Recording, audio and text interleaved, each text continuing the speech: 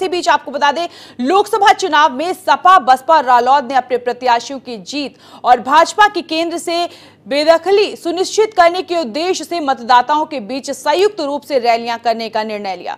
गठबंधन की संयुक्त रैलियों से यह संदेश देने का प्रयास किया जाएगा कि इसमें शामिल दलों के कार्यकर्ता एकजुट हैं। सपा के राष्ट्रीय सचिव राजेंद्र चौधरी ने बताया कि नवरात्र के पहले दिन 7 अप्रैल को रैलियों की शुरुआत होगी, जो 16 मई तक जारी रहेगी। इस दौरान अखिलेश यादव, मायावती और अजीत सिंह मिलकर 11 रैलियां करेंगे और प्रचार सामग्री और झंडे में इन दलों के नेताओं के चित्र, चुनाव चिन्ह संयुक्त रूप से प्रदर्शित किए जाएंगे। वहीं 19 अप्रैल को मैनपुरी में सपा प्रत्याशी मुलायम सिंह यादव के समर्थन में मायावती और अजीत सिंह वोट मांगेंगे। रैली के मंच पे लंबे अरसे के बाद मुलायम और मायावती को एक साथ देखा जाएगा। तो सभी की निगाहें इस पल को लेकर टिकी रहेंगी जब चौथी रैली 19 अप्रैल को मैनपुरी में होगी।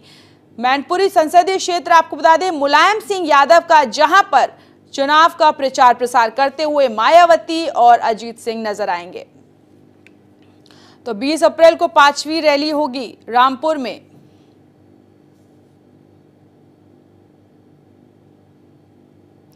और न्यूज रूम से लगातार हमारे साथ एसोसिएट एडिटर हरकेश जुड़े हुए हैं। हरकेश, यहाँ पर जो रैलियों को लेकर भी सूची जारी हो कि कौन सी तारीख पर रैली होगी, लेकिन सबकी निगाहें अगर बात की जाए तो यहाँ पर जो संसदीय क्षेत्र मुलायम सिंह यादव का है उसको लेकर टिकी, क्योंकि मायावती वहां पर मौजूद रहेंगी, चुनाव प्रचार करेंगे, अजीत सिंह भी मौजूद रहेंगे। देखा जाए तो जो गठबंधन बसपा सपा और रालोद के बीच में वो मिलकर इस चुनाव को आगे लड़ने का जो पूरा खाका तैयार है। देखिए दिव्या, सबसे बड़ी बात तो ये है कि सपा और बसपा का गठबंधन ही अपने इस उत्तर प्रदेश में एक बहुत बड़ी चुनावी घटना थी।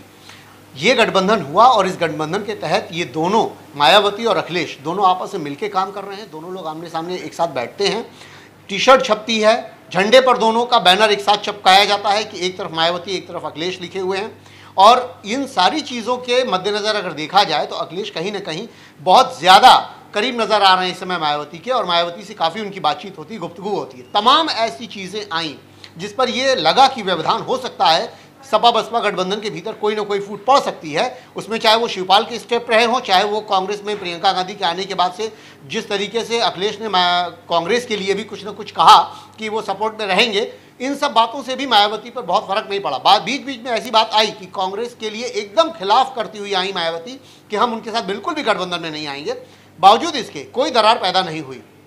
ये बहुत महत्वपूर्ण विषय है कि जिस सपा बसपा गठबंधन ने अपनी अपनी सीटें बांटी हैं, उन सीटों का बंटवारा भी उस तरीके से किया गया है कि उन दोनों को कोई अपना बेसिक नुकसान ना होने पाए। तो इन सब बातों को अगर ध्यान में रखा जाए, और उस पर सबसे बड़ी बात जो अब आ रही है कि मुलायम सिंह यादव का प्रचार करने मायावती जाएंगी।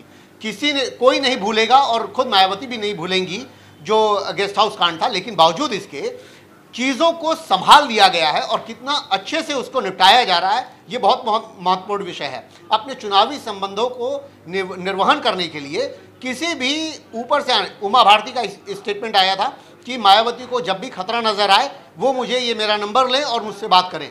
बावजूद इसके किसी तरीके का मायावती का कोई स्टेटमेंट नहीं आया कि उन्हें चुप रहना चाहिए या कुछ और उटपटांग बातें। यानी इसका मतलब यह है कि पूरे चुनाव पे कंसंट्रेशन इस समय सभी पार्टियों का, चाहे वो सपा बसपा गठबंधन हो, चाहे वो कांग्रेस हो, चाहे वो कोई भी हो, इन सब का कंसंट्रेशन बहुत ज़बरदस्त तरीके से इस समय चुनाव पर है।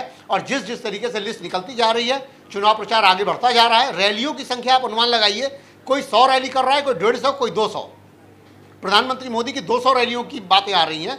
दूसरी तरफ प्रियंका गांधी के पूर्वांचल में ही 100 रैली लगभग मानी जा रही है। मायावती और माफ करिएगा, मायावती और अखिलेश की रैलियों की संख्या भी ऑलमोस्ट वही है।